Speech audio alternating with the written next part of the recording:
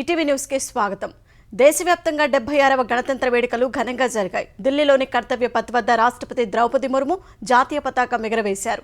ఈ వేడుకలకు ఇండోనేషియా అధ్యక్షుడు ప్రబోవో సుబియాంతో ముఖ్య అతిథిగా హాజరయ్యారు.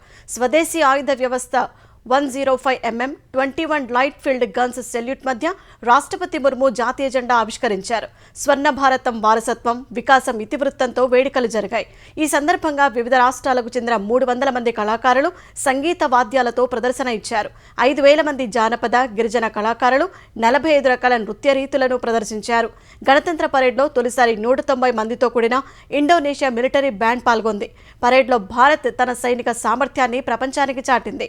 T-20 భీష్మ ట్యాంక్ సారథ్యంలో సైనిక ప్రదర్శన జరిగింది. బ్రహ్మోస్ క్షిపణి, బహుళ లాంఛ రాకెట్ వ్యవస్థ పినాకిని, BM-21 అగ్నిబాన్, 122mm బహుళ బ్యారెల్ రాకెట్ లాంచర్, ఆకాశ్ ఆయుధ వ్యవస్థలను ప్రదర్శించారు. 16 రాష్ట్రాలు, కేంద్రపాలిత ప్రాంతాలు సహా 15 కేంద్ర విభాగాలకు చెందిన శకటాలు పరేడ్లో పాల్గొన్నాయి. ఏటికొప్పాక చెక్క బొమ్మలతో రూపొందించిన ఆంధ్రప్రదేశ్ శకటం ప్రత్యేక ఆకర్షణగా నిలిచింది. From Andhra Pradesh, depicting Etikopaka wooden toys and eternal heritage of Andhra Pradesh. 2047 నాటికి దేశంలో ఆంధ్రప్రదేశ్ను అన్ని రంగాల్లో అగ్రగామిగా నిలపడమే లక్ష్యమని గవర్నర్ అబ్దుల్ నజీర్ స్పష్టం చేశారు. పారిశుద్ధ్యం, ప్రజారోగ్యం, సుస్థిర జీవన విధానాల్లో ఏపీని ఆదర్శ రాష్ట్రంగా తీర్చిదిద్దుతామని చెప్పారు. విజయవాడలోని ఇందిరాగాంధీ మున్సిపల్ స్టేడియంలో నిర్వహించిన గణతంత్ర వేడుకల్లో పాల్గొన్న గవర్నర్ జాతీయ జెండాను ఆవిష్కరించారు. ఈ కార్యక్రమంలో ముఖ్యమంత్రి చంద్రబాబు, డిప్యూటీ సీఎం పవన్ కళ్యాణ్, మంత్రులు, ప్రజాప్రతినిధులు పాల్గొన్నారు.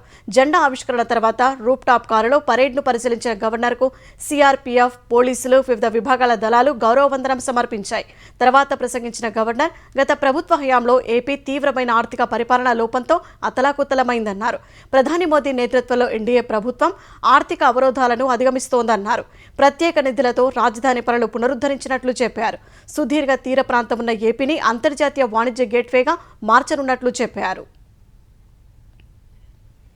దావోస్లో 1.79 లక్షల కోట్ల పెట్టుబడుల ఒప్పందాలతో అగ్రగామి రాష్ట్రంగా తెలంగాణ ప్రపంచం దృష్టిని ఆకర్షిస్తోందని గవర్నర్ జిష్ణుదేవ్ వర్మ తెలిపారు. ఐటీ, ఫార్మా రంగాల్లో రాష్ట్రం దూసుకుపోతోందని చెప్పారు.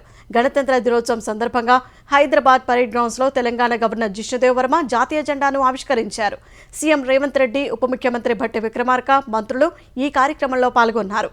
తెలంగాణ ఆర్థిక వ్యవస్థకు వ్యవసాయం వెన్నెముకగా ఉందని, గత ఏడాది వర్షాకాలంలో 1.59 కోట్ల టన్నుల వరి ఉత్పత్తితో దేశంలోని అత్యధిక వరి ఉత్పత్తి కలిగిన రాష్ట్రంగా ఆవిర్భవించిందని గవర్నర్ తెలిపారు. ప్రజాప్రభుత్వం 6 గ్యారెంటీలను అమలు చేస్తున్నట్లు పేర్కొన్నారు.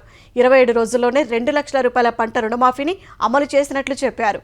యంగ్ ఇండియా స్కిల్ యూనివర్సిటీ ద్వారా తెలంగాణ యువతకు ప్రపంచ స్థాయి శిక్షణను అందించడం సాధ్యమవుతుందన్నారు. పారదర్శకంగా 55,000కు పైగా ప్రభుత్వ ఉద్యోగాలు భర్తీ చేశామని తెలిపారు. ఫ్యూచర్ సిటీని ఆవిష్కరణల కేంద్రంగా తీర్చిదిద్దుతామని తెలిపారు. పోర్టు సిటీలో 200 ఎకరాలు ఏఐ నగరాన్ని ఏర్పాటు చేయాలని నిర్ణయించామన్నారు. మెట్రో 2వ దశ మూసీ ప్రక్షాళన చేపట్టనున్నామని, ప్రాంతీయ రింగ్ రోడ్డుతో రాష్ట్రం మరింత అభివృద్ధి చెందనుందని గవర్నర్ వెల్లడించారు. విశ్వవిద్యాలయాల స్వయం ప్రతిపత్తిని హరించేలా యూజీసీ నిబంధనలు మార్చాలని కేంద్రం చూస్తోందని ముఖ్యమంత్రి రేవంత్ రెడ్డి ఆరోపించారు. కేంద్రం కుట్రలను అడ్డుకునేందుకు ఇతర రాష్ట్రాల ముఖ్యమంత్రులతో కలిసి పోరాటం చేస్తారని చెప్పారు. తాము అధికారంలోకి రాగానే వర్సిటీలో విద్యావేత్తలను వీసీలుగా నియమించామన్నారు. హైదరాబాద్ బిఆర్ అంబేద్కర్ సార్వత్రిక విశ్వవిద్యాలయంలో అంబేద్కర్ విగ్రహాన్ని సీఎం ఆవిష్కరించారు. రాజ్యాంగంలో కేంద్ర రాష్ట్ర ప్రభుత్వాల మధ్య అధికార విభజన స్పష్టంగా ఉన్నా ఆ విషయాన్ని మోదీ ప్రభుత్వం పట్టించుకోవడం లేదని ధ్వజమెత్తారు. ఇలాగే కొనసాగితే మున్ముందు రాష్ట్ర ప్రభుత్వాలు కేవలం పన్ను వసూలు సంస్థలుగా మారిపోతాయని రేవంత్ ఆందోళన వ్యక్తం చేశారు. పద్మా అవార్డుల విషయంలోనూ కేంద్రం తెలంగాణపై వివక్ష చూపిందని ఆరోపించారు.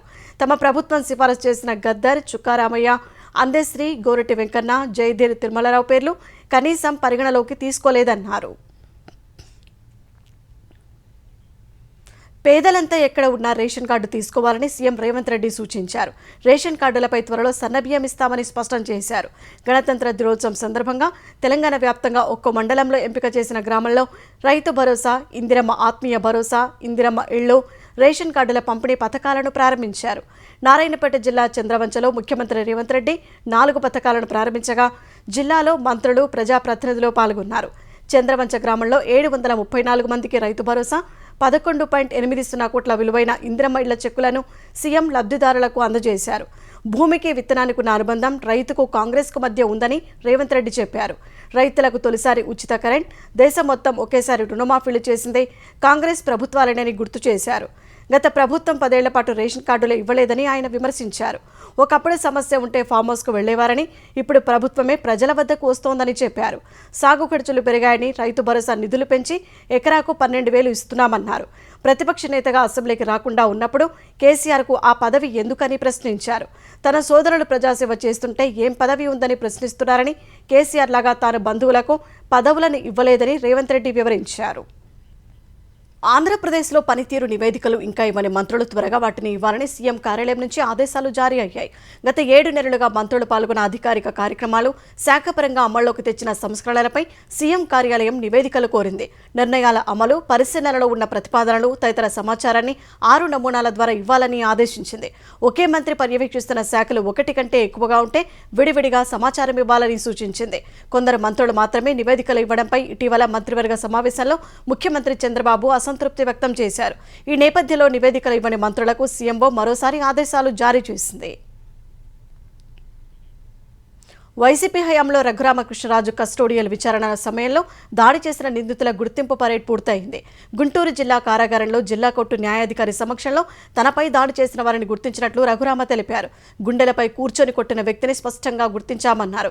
ఈ కేసులో A1, A2ను విచారణకు పిలవకపోవడంపై రఘురామకృష్ణరాజు ఆశ్చర్యం వ్యక్తం చేశారు. పరారీలో ఉన్న అప్పటి జీజీహెచ్ సూపరింటెండెంట్ ప్రభావతి కోసం పోలీసులు గాలిస్తున్నారని చెప్పారు.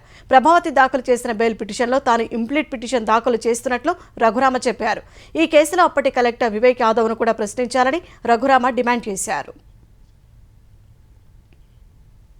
పద్మభూషణ్ అవార్డు ప్రకటించిన కేంద్ర ప్రభుత్వానికి సినీ నటుడు, హిందూపురం ఎమ్మెల్యే నందమూరి బాలకృష్ణ కృతజ్ఞతలు తెలిపారు. తనకు అభినందనలు తెలిపిన అందరికీ ఆయన ధన్యవాదాలు తెలిపారు. ఈ సుదీర్ఘ ప్రయాణంలో పాలుపంచుకున్న తోటి నటీనటులకు, సాంకేతిక నిపుణులు, నిర్మాతలు, పంపిణీదారులు, ఎగ్జిబిటర్లు, కుటుంబ సభ్యులకు ధన్యవాదాలు తెలిపారు.